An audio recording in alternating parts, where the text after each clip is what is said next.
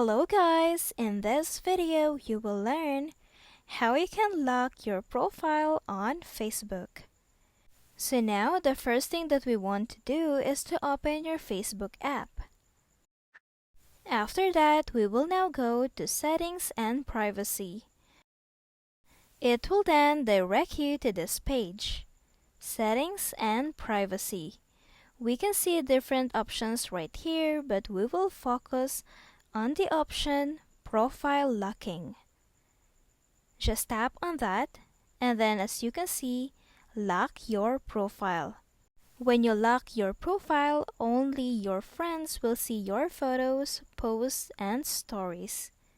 Only friends will see your full resolution profile picture and cover photo, and people will still be able to search for you and send you friend requests. Now just tap on Lock Profile to lock your Facebook account. And that's it. I hope this video helped you out. Thank you for watching.